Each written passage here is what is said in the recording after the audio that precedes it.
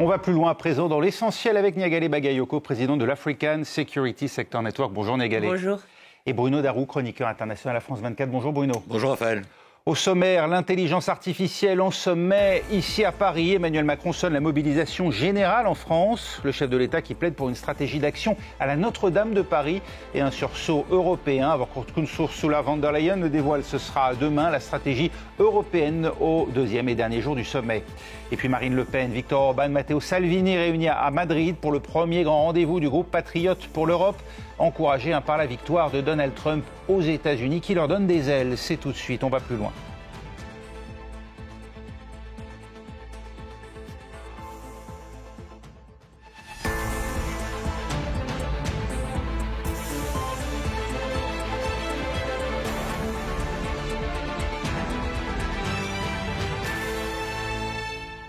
Après les Jeux Olympiques, après Mayotte, voilà qu'Emmanuel Macron invoque à nouveau l'esprit de Notre-Dame. Cette fois, non pas face à l'urgence d'une catastrophe, mais pour placer la France sur la carte mondiale de l'intelligence artificielle, au centre de préférence, avec un investissement annoncé de 109 milliards d'euros, un cinquième du projet américain Stargate. Le chef de l'État entend ainsi rattraper le retard face aux Chinois et aux Américains, avant d'autres annonces prévues demain, cette fois à l'échelle européenne. Écoutez-le. Ce sommet pour l'action sur l'intelligence artificielle, c'est la conviction que nous avons, en France, dans le progrès. Mais notre conviction, c'est que ça doit se faire au service de l'humanité. On veut prendre des textes, prendre des mesures pour aller de plus en plus vite. Mais à côté de ça, on veut le faire au service d'un modèle qui est le nôtre, et donc on va continuer de défendre le droit d'auteur, les droits voisins, on va continuer de préserver la créativité humaine. Et tout ça, ce seront des assistants qui nous permettent d'aller plus vite, mais pas quelque chose qui, en quelque sorte, nous conduit à renoncer au monde auquel on croit. Et on continuera de protéger nos enfants, nos adolescents, on continuera de développer les valeurs qui sont les nôtres.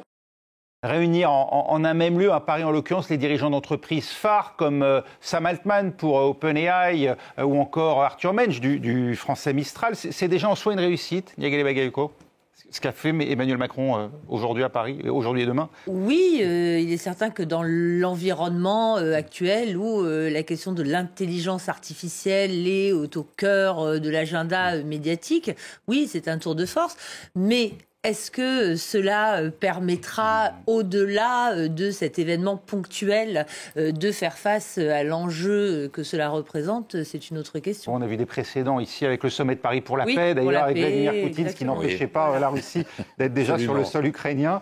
Se méfier de l'efficacité des sommets. Voilà. Ça. Bon. Coupler la présence, en tout cas, de ces chefs d'entreprise à celle des... Oui. Pardon, se méfier effectivement de l'efficacité des sommets, mais aussi des monstres institutionnels, souvent, sur lesquels ils débouchent, parce qu'il y a pléthore d'initiatives qui sont annoncées en général, qu'il faut après mettre en œuvre, ce qui, paradoxalement, nécessite la mise en place de structures bureaucratiques et organisationnelles qui tentent plutôt à alourdir les processus de décision qu'à les alléger. Alors d'autant que cette fois-ci, à côté donc, des chefs d'entreprise mentionnés à l'instant, figurent des politiques comme le vice-président américain J.D. Vance, il y a Ursula von der Leyen pour la Commission, Olaf Scholz, qui est encore chancelier allemand à l'heure où nous parlons. Oui.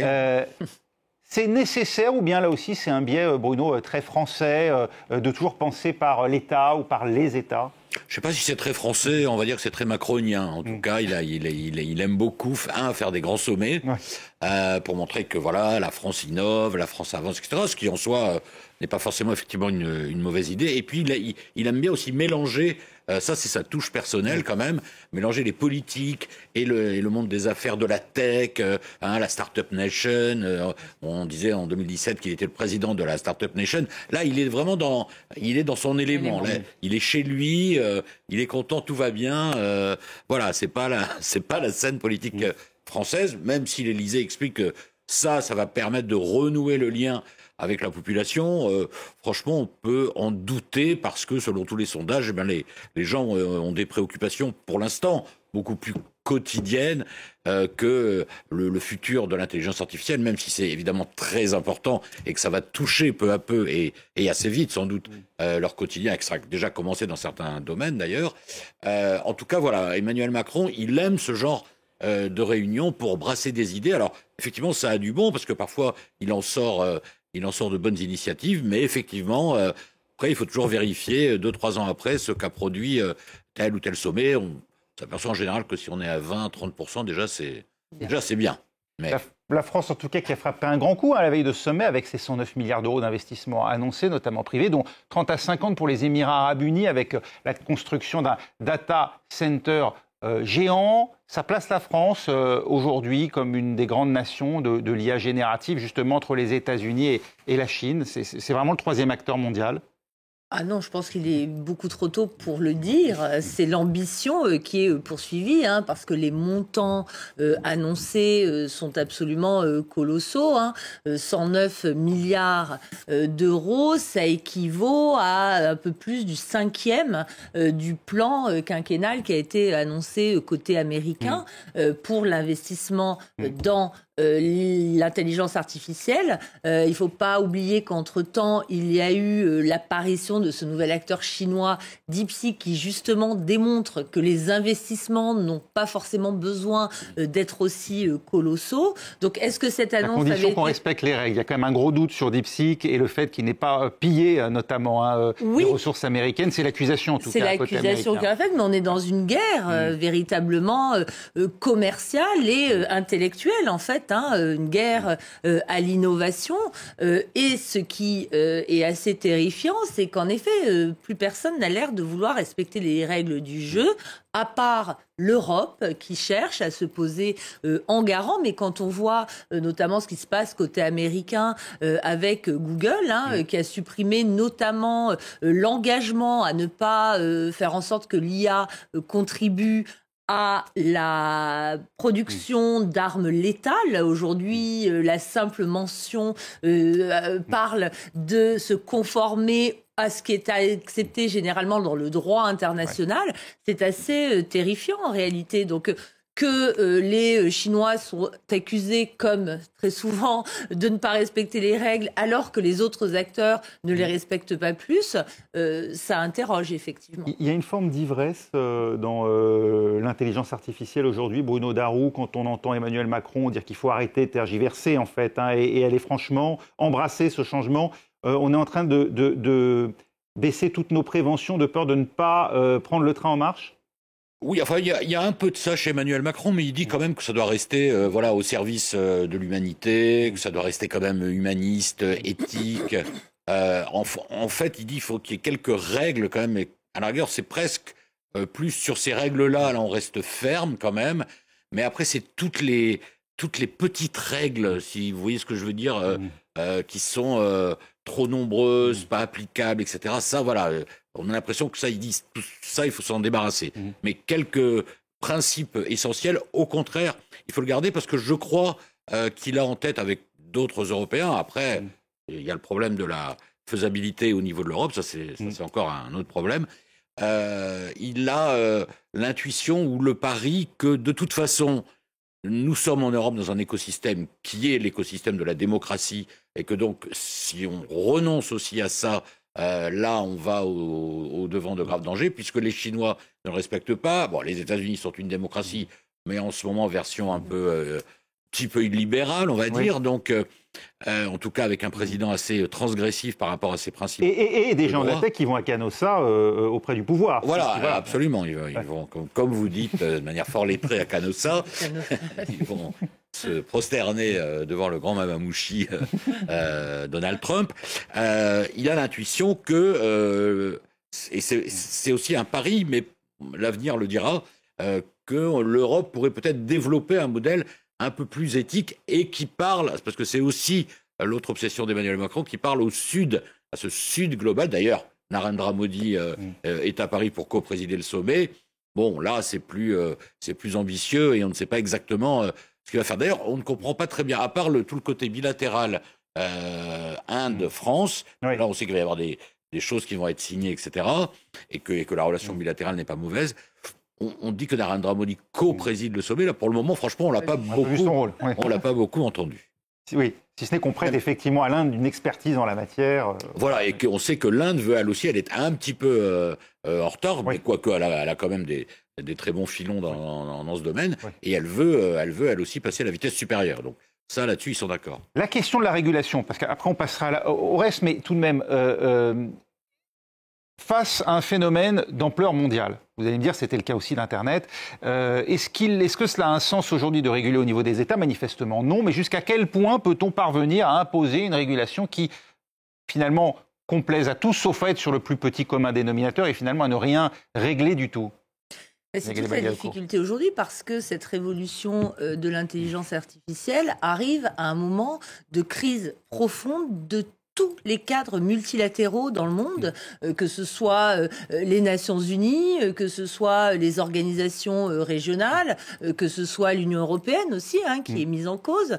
Donc, qui va assurer cette régulation? On parlait de l'Inde. L'Inde, pour moi, est justement un pays qu'on peut ranger au rang des démocraties illibérale. Ce n'est absolument pas la démocratie absolument parfaite et éthique, sans exclusion, que l'on peut mettre en avant comme correspondant au modèle européen, justement. Sur le cas de la propriété intellectuelle est intéressant, parce que dans le cadre de l'industrie pharmaceutique, par exemple, en Inde, il y a des entorses. Absolument, oui. Exactement. Donc, on voit très bien que la difficulté va être celle des intérêts respectifs des différents États.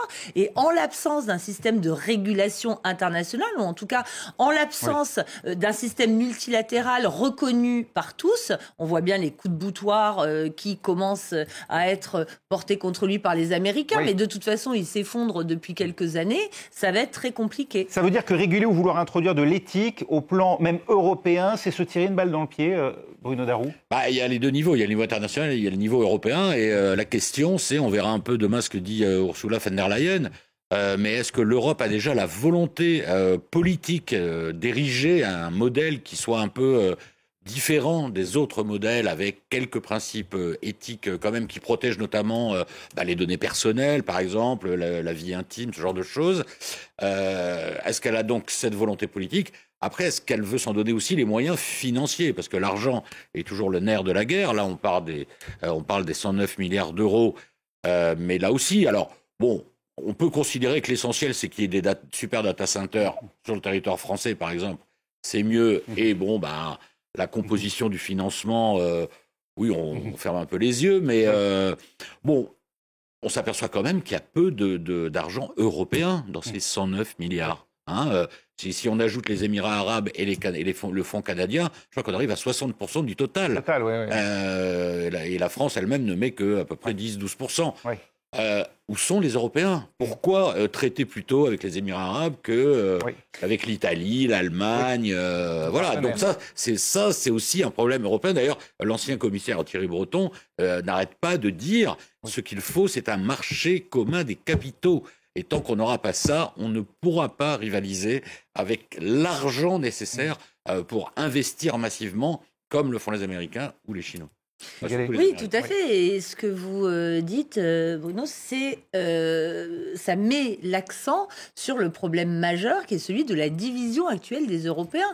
On voit très bien qu'il y a des régimes, des gouvernements actuels qui ne sont pas favorables à une telle régulation et qui sont par ailleurs très proches de certains des GAFA américains, ce qui peut compromettre cette autonomie ou ce modèle alternatif européen. On voit notamment avec le rôle que l'on a vu avec Elon Musk, ses liens avec Giorgia Meloni. Oui, on voit la bascule en Roumanie, dont le président vient de démissionner d'ailleurs. Et le précédent, celui arrivé au premier tour européen. Donc est-ce qu'il existe, parce qu'il ne faut jamais oublier que les cadres multilatéraux sont, même s'il y a plus de supranationalisme en Europe, la somme de leurs États membres. Donc lorsque leur modèle diverge, ça devient problématique. Oui, le problème c'est que le cadre européen ne se porte pas très bien non plus. On parlait des institutions multilatérales. Il n'est pas dans une forme éblouissante. Et tant qu'il n'y a pas de vraie volonté politique. Alors Emmanuel Macron, lui, il aimerait utiliser ça. Bon, c'est toujours un peu son mantra pour dire allez l'Europe. Il l'a dit d'ailleurs. Il faut que l'Europe se réveille. L'intelligence artificielle soit une carotte un peu pour les Européens. Voilà. Mais le problème, c'est que il n'est pas toujours suivi. Voilà. Ce qui, en tout cas, alors même qu'il y a beaucoup de talents en Europe et en France notamment concernant l'IA. C'est vrai que si on était unis avec un marché de 450 millions d'habitants, on pourrait faire contrepoids. Des talents et pas que, ce qui forge aussi l'atout de la France selon Emmanuel Macron, il n'est pas le seul à le dire d'ailleurs, c'est son nucléaire, car on le sait, l'intelligence artificielle est particulièrement gourmande en énergie. Écoutez-le. Et le plus important pour moi, c'est que nous avons une énergie disponible, pilotable et sobre en carbone. C'est quelque chose de tout à fait singulier, d'unique si on compare avec le reste du monde. Dans ce monde où j'ai de bons amis de l'autre côté de l'océan qui disent « drill, baby drill »,« forêt, forêt et forêt encore », eh bien ici, il n'y a pas besoin de forêt. C'est plug, baby plug. Il faut brancher, brancher et encore brancher. L'électricité est disponible. Vous pouvez vous brancher. Elle est prête. Et je peux vous dire par ailleurs que nous allons aller vite, oui, très vite.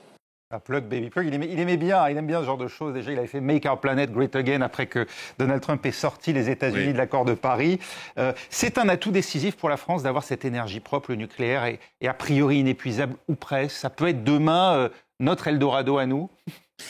Là aussi, il y a un débat. Et puis la question, au-delà du fait d'avoir du nucléaire, c'est quel nucléaire? Est-ce qu'on choisit de rester sur le modèle des centrales nucléaires? Est-ce qu'on va davantage vers les SMR, c'est-à-dire ces petits réacteurs modulaires, transportables, qui peuvent être disséminés en différents endroits? Là aussi, bien sûr, il y a un enjeu essentiel. Et moi, je crois que ce point-là va être négocié avec Narendra Modi sur les SMR. Oui, voilà, exactement. Donc ça fait partie en effet des enjeux. Mais tout ça n'est pas tranché. Et moi, ce que je trouve toujours un peu inquiétant dans ce type d'entreprise, c'est que on a tendance à tout mettre dans tout, à dire oui, tout est interdépendant. C'est vrai d'un côté, mais de l'autre, en matière de mise en œuvre, ça demande la mobilisation d'un nombre de contre-pouvoirs, d'un nombre de centres de décision qui est énorme en fait, à la fois au niveau national et au niveau international.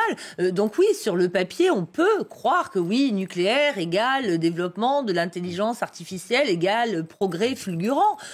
Moi, je serais un peu plus L'intelligence artificielle bouscule nos habitudes et aussi nos garde-fous, c'est ça le problème.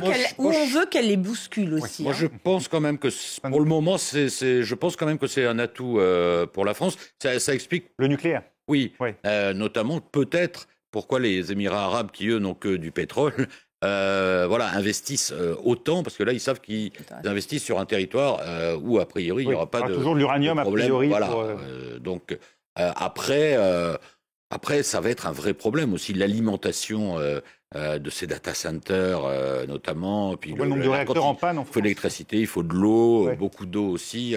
Ça va être des problèmes qui vont se poser de plus en plus, alors même qu'on est dans une période où on nous dit qu'il faudrait plutôt réduire nos consommations. Mais parce que je crois, je ne suis pas un spécialiste, mais je crois que l'IA consomme 10 fois plus que l'Internet, par exemple. C'est l'équivalent. 10 fois plus. Aujourd'hui, l'utilisation, la consommation par l'IA représente plus qu'un pays comme la France. Oui. Oui, et dans un contexte, en effet, de très grande austérité budgétaire, où on explique tous les jours aux Français qu'il n'y a absolument pas d'argent pour améliorer leur quotidien, annoncer un plan de 109 milliards d'euros, quand bien même il implique d'autres partenaires, je pense que c'est peut-être aussi difficile à présenter. Il va falloir faire œuvre de pédagogie. Vu les emplois à la clé... Après, on sent que c'est une révolution qui va impacter tout le monde. Donc, à un moment ou à un autre, c'est un peu l'objet de ce sommet. Soit on se jette dans le bain, soit on reste au bord de la rivière. Au risque de paraître anti-technologie, ce que je suis un petit peu, moi, je pense qu'il faut aussi rester prudent. Les révolutions, on peut les décréter aussi. Moi, je me souviens très bien de l'époque, dans les années 90-2000, où on nous parlait de la fameuse RMA, qui était la révolution dans les affaires militaires aux États-Unis, où la technologie était censée modifier fondamentalement la conduite de la guerre, la gestion du champ de bataille, etc. 30 ans plus tard, quels ont été les résultats? Des échecs sur tous les fronts de l'armée américaine. Et l'on voit aussi que la surtechnologisation de ces approches en matière de gestion de conflits n'a absolument pas produit les résultats escomptés. Au contraire. Ça pose tout un tas de problèmes, on est bien d'accord. Donc moi, j'espère qu'on ne se rue pas trop vite sur quelque chose qu'on affirme être révolutionnaire et qui l'est, mais peut-être pas à la mesure de ce qu'on nous a dit. Si on se souvient de la dernière petite révolution, quand même, c'était l'arrivée d'Internet.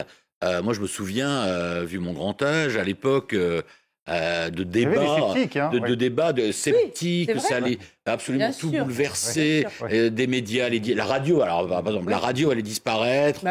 On est 30 ans plus tard. Finalement, on s'aperçoit que tout ça s'ajoute, se combine différemment. Il y a des hybridations qui se font. Voilà.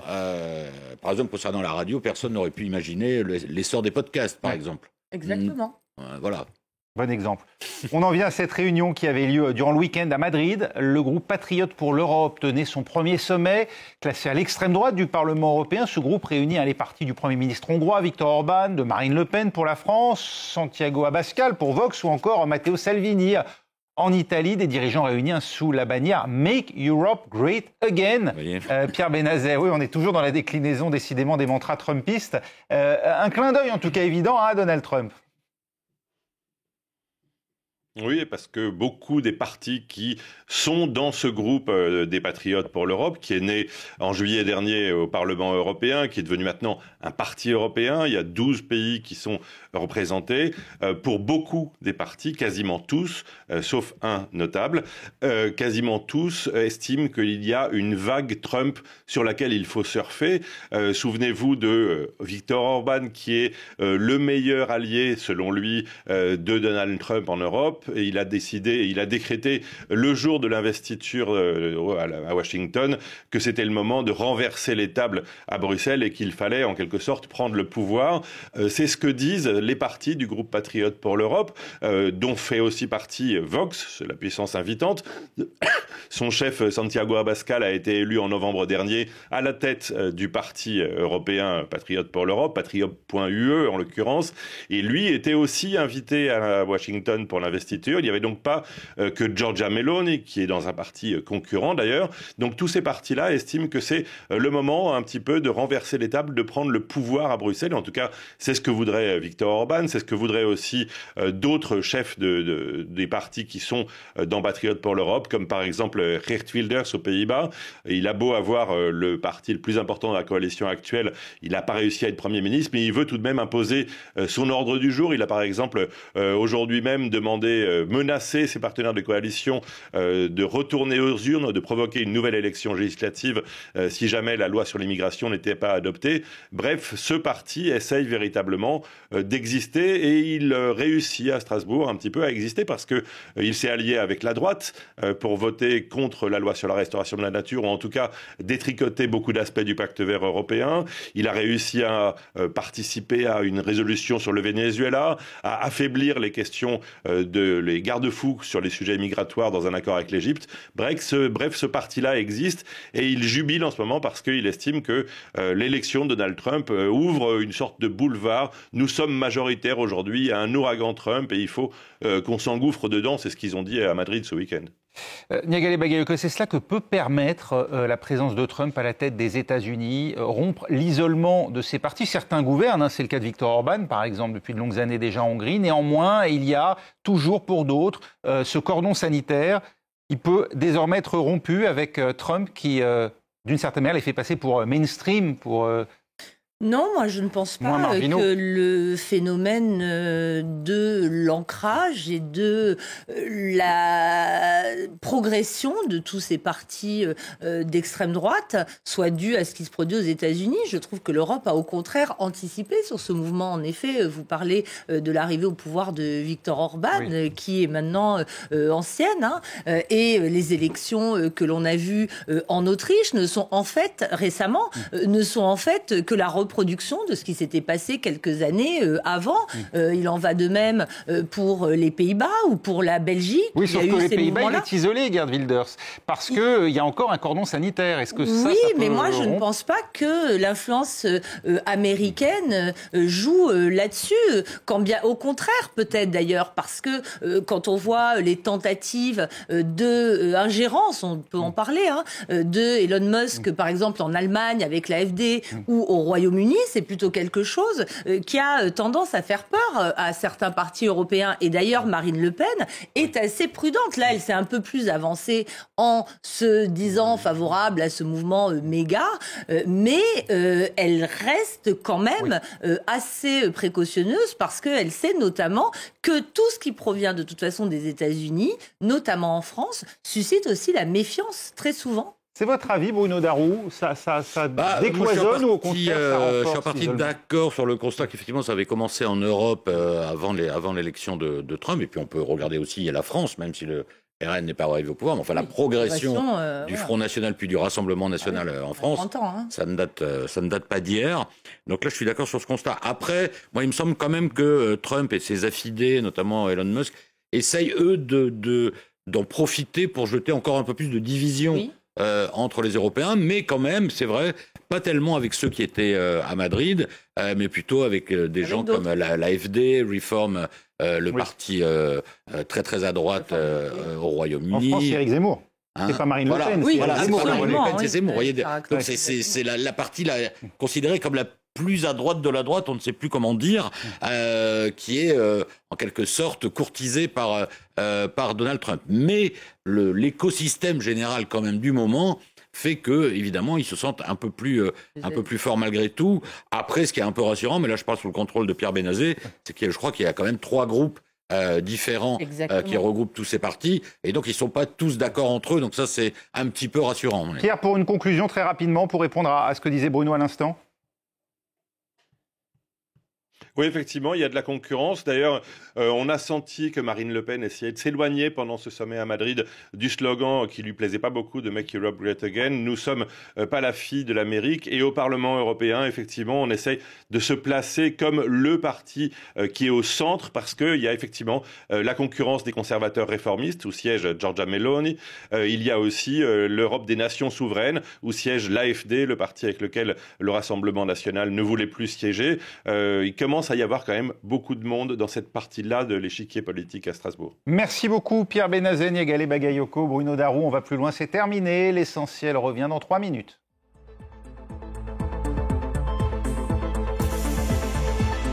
En soirée, faites un tour complet de l'actualité dans l'Actu 360 aux côtés d'Anthony Saint-Léger. Tous les faits, toutes les clés pour décrypter l'actualité. Je vous donne rendez-vous du lundi au jeudi de 22h à minuit en direct dans l'Actu 360 sur France 24.